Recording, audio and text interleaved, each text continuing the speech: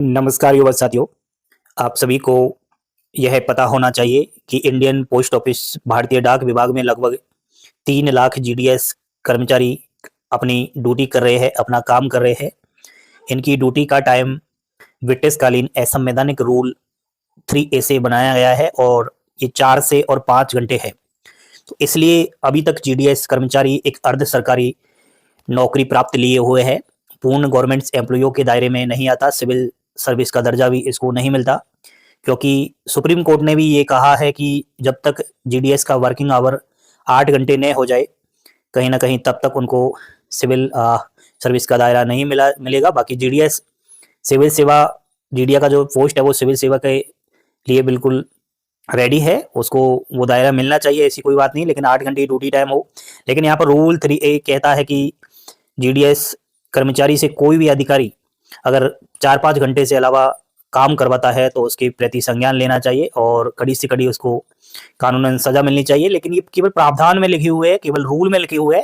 Practically अगर देखा जाए तो जीडीएस एम्प्लॉय लगभग 8 से और 10 घंटे काम कर रहा है। वो डाक विभाग की एक मजबूत जड़ है और इधर उधर जो पार्सल आते हैं तो उनको हेड ऑफिस से एसओ से बीओ पहुंचाता है और बीओ में फिर गांव गांव जाकर के जो एबीपीएम डाक सेवक होता है वो डाकों की डिलीवरियां करता है। तो इस प्रकार से ये ड्यूटी उनकी चलती है। और वेतनमान की अगर मैं बात करूं तो एक जीडीएस के बीपीएम का जो वेतनमान है प्रति माह 18,000 के समथिंग मिलता है और एबीपीएम डाक सेवक को प्रति माह जो सैलरी है वो 16,000 के अप्रोक्स मिलती है। ये 7वें वेतन आयोग के अनुसार अभी है। तो यहाँ पर एक लेटर आज आपको मैं दिखा रहा हूं। इस लेटर में आप सभी एक बार अच्छे से इस चीज को पढ़िएगा और समझने का प्रयास करना कि मैं आपको क्या समझाने की कोशिश कर रहा हूं। उसके बाद ही कुछ बच्चे कमेंट बॉक्स में मैसेज करना। प्रिय साथियों, हम नववर्ष और मकर संक्रांति जिसे पोंगल बिहू और अन्य नामों से भी जाना जाता है कि आप लोगों को शुभकामनाएं देते हैं और कामना करते हैं नववर्ष हम सभी के लिए खुशी और समृद्धि का वर्ष साबित हो। साथियों, हम यहाँ भविष्य में होने वाले विकास और चुनौतियों पर एक नजर डाल रहे हैं। चुनौतियों की मांग है कि हमें अपनी आंखें खुली रखनी चाहिए, स्थिति का सामना करने के लिए तैयार रहना चाहिए। जैसा कि आप जानते हैं, सरकार ने 8वें केंद्रीय वेतन आयोग की स्थापना करने का फैसला किया है।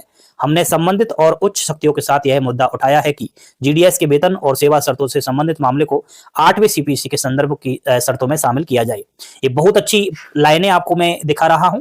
आप सभी को अच्छी तरीके से पता होना चाहिए कि भारत सरकार के द्वारा अब 8th पे कमीशन को जो है मंजूरी प्रदान कर दी गई है और ये 1 जनवरी 2026 से सभी केंद्रीय कर्मचारियों के जो सैलरी है उसको लेकर के लागू हो जाएगा और सैलरी में 2 गुना बढ़ोतरी हो जाएगी। तो ऐसा है कि 8वें वेतन आयोग जैसे ही लागू हो तो जीडीएस को भी उसमें शामिल किया जाना चाहिए। तो ये पहले ही यूनियन कह रहा है कि हमें तैयार रहना है, हमें हमारी आंखें जो है खुली रखनी चाहिए, क्योंकि भविष्य में जितनी हमारे सामने चुनौतियां आ रही है उनका हमें डटकर सामना करना चाहिए, उन पर नजर डालनी चाहिए। एक तो ये सबसे बड़ी चुनौती है कि जीडीएस को 8वें वेतन केंद्रीय वेतन आयोग की में लिया जाना चाहिए। ठीक है, अगला हम लाइनें यहाँ पर पढ़कर आपको लोगों को बता रहे हैं। कलकत्ता में सुप्रीम काउंसिलिंग की बैठक। अखिल भारतीय सम्मेलन के बाद सर्वोच्च निकाय संघ की सर्वोच्च परिषद 22 से 23 फरवरी 2025 तक सत्याप्रिय भवन ये आपको यहाँ पर करने जा रही है और सामान्य रूप से श्रमिक वर्ग और विशेष रूप से जीडीएस से संबंधित सभी महत्वपूर्ण मुद्दे पर चर्चा की जाएगी और तदनुसार निर्णय लिए जाएंगे। इसलिए यह महत्वपूर्ण है कि प्रत्येक पार्षद और अन्य इच्छुक लोग परिषद की बैठक में भाग ले। अंतिम समय की कठिनाई से बचने के लिए ट्रेनों में सीट वर्थ आरक्षण से पहले ही करवा ले। यानी कि 22 और 23 फरवरी को एक बहुत बड़ा मीटिंग हो रहा है। सभी यूनियन एंड आपको बता दूं जितनी भी कमेटियां हैं और ये यहाँ पर जीडीएस की जो जितनी भी पुरानी पेंडिंग मांगे हैं उनको लेकर के बातें होंगी और 8वें वेतन आयोग को लेकर भी होंगी। तो इस तरीके से जो भी इस बैठक में शामिल हो वो पहले ही आपको एड्रेस यहाँ पर बता रहे हैं कि कोलकाता के अंदर ये एड्रेस है और आप जब जाना चाहो तो ट्रेन का जो रिजर्वेशन है वो पहले ही करवा लीजिए, ताकि आपको जब तुरंत जो है रिजर्वेशन नहीं होगा। बैटिंग चलती रहती है ट्रेनों में इस तरीके से। नेक्स्ट है सदस्यता सत्यापन के बारे में इन्होंने बोला है। उसके बाद मजदूर वर्ग के लिए गंभीर चुनौतियों। साथियों, समस्त मजदूर वर्ग और डाक कर्मचारियों के सामने कुछ गंभीर चुनौतियां हैं।